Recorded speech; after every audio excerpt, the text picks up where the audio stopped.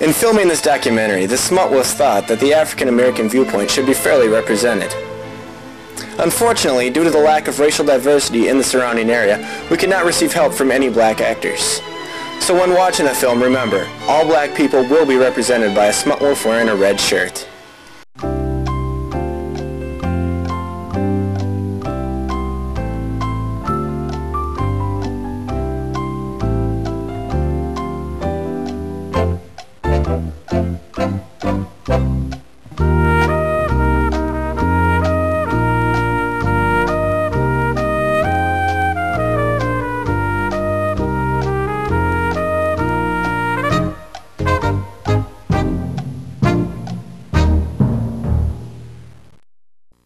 Home viewers, welcome to the show.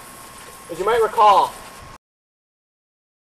this guy in the red shirt, he's black, since our budget is low and such. Well, but you're all wondering what you're here for.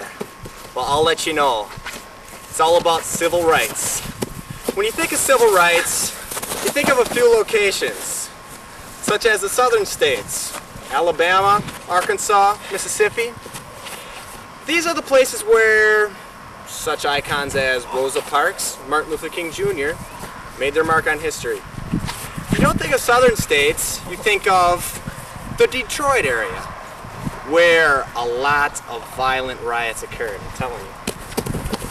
But there's so many other places out there, so many other stories to tell besides those few, such as Milwaukee's story. I'm throwing one out there, I'm throwing an idea out there, a town, just right out there.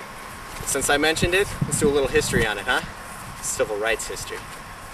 If you want to know about the civil rights of Milwaukee, you have to know how it all started.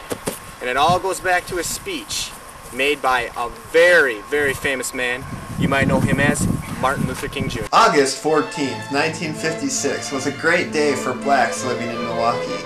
That was the day that Martin Luther King Jr. made his first riveting speech in front of a Milwaukee crowd. The crowd was stunned when Martin Luther King Jr. began bringing up his new ideas. When he was finished, the mostly African-American crowd felt something that they had never felt before, a feeling that segregation had to stop. Hank Young, a resident of Milwaukee all of his life, attended the speech that brought hope to blacks in Milwaukee. We had the privilege to interview Mr. Young. Hank Young. Yeah? What convinced you to go to Martin Luther King Jr.'s speech? I don't know. I'm thinking it's those hot dogs and all the extra condiments. Hot dogs. Yeah, with mustard.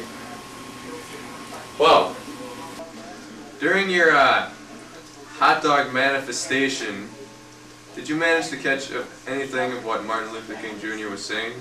Yeah, actually. Could you quote one of them? Well, I'm not sure, because between the hot dog guy yelling and Martin Luther King, I got the two mixed up. Yeah, I think something about, I have a dream, and that dream is for every man, woman, and child, and sock puppet to have a hot dog in every mouth! With mustard. Any of those ideas convinced you at all? Because the reason I ask this is because I've noticed you're a sock. What? I was sock? I don't think so! A Caucasian one. What? Okay. But anyway, I guess the thing that convinced me most of all wasn't the fact that there was hot dogs, free condiments, and mustard. Anyway, so you agree? Yeah. What was one of the things that caught your attention from your hot dog? Besides my hot dogs? Yes. Oh, I don't know. Maybe the fact that Martin Luther King had the name Martin. Yeah. Martin? Yeah. Yeah. Because that's my aunt's name. Her name's Martin. I think that's a girl's name. But this is about Martin Luther King Jr. So? It's still Martin. What are one of the ideas that caught your attention, that pulled you away from your so-called hot dog, mustard-covered hot dog manifestation? Well, I think it was the fact that you wanted end segregation for all, I can't remember. I think it wasn't hot dogs.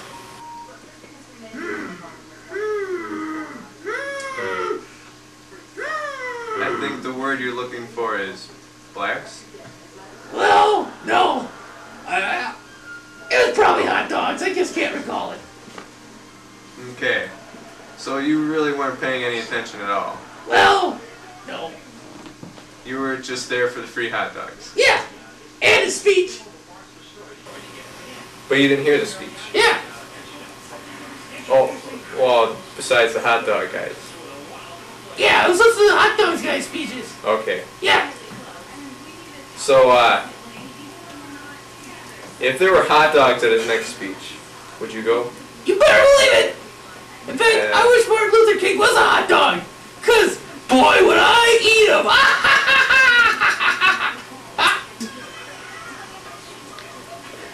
Alright. Yeah, this interview's over. What? That's news to me, sucker. Welcome. I finally got rid of those two hoodlums. Now we can move on.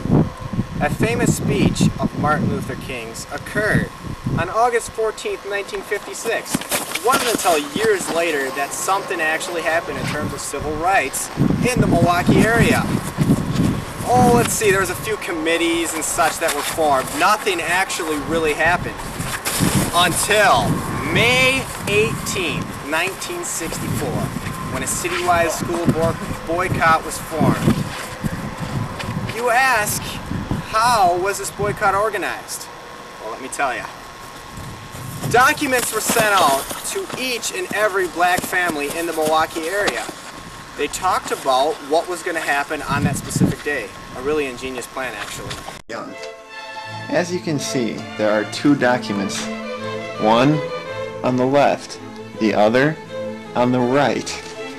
The first document explains how the children that are taken out of regular school will be accommodated for. It says that they will attend a freedom school. Freedom schools will teach Negro children about black history and the civil rights movement. The second document is the more persuasive of the two. It talks more about why the children should be put in freedom schools and what it will accomplish. We have been fortunate enough to get a professional grade reenactment of an African American child being taken out of public school and put into a freedom school. The reenactment will be performed by a Clark County group by the name of the Smtwtfs. Let me have my son! Oh, hello? Hey, what? Where's my son? Get out here. My dad. What are you doing here? We're leaving. What? I do not want my black son in this red school. But Father, even though it's racially diverse, I like it here. I may be the only black student, but I have all of these white friends. Give me one good reason why I have to leave. Because you're not getting treated equal. But I like it here though. Hey, I'm just a stereotypical rich, white, urbanite student. And I guess I'm standing here right next to two black homies, and boy, is it good. It's a feeling right here. Boy, the biracial energy here is just charging. We are leaving. He's my friend. No, he is not your friend. What? We're leaving. Why? Hey, Why should hey. we leave? No, we're taking you out of the school. We're leaving. Why? Because they're not treating you with equal rights. How would you know? You're not there. I mean, I like it here. I've heard of the rumors from other black people. Oh, rumors. No, Those more than I do from the Come white on now, people. let's not do anything rash here. This is a good facility. He learns lots of things with all his other white friends. Classmates. They're my friends. They are my friends. You don't have any. I'm not leaving. We're leaving. We're leaving. Get over. We're leaving. Wait till my white mom finds out about this. Outrageous! In every shape,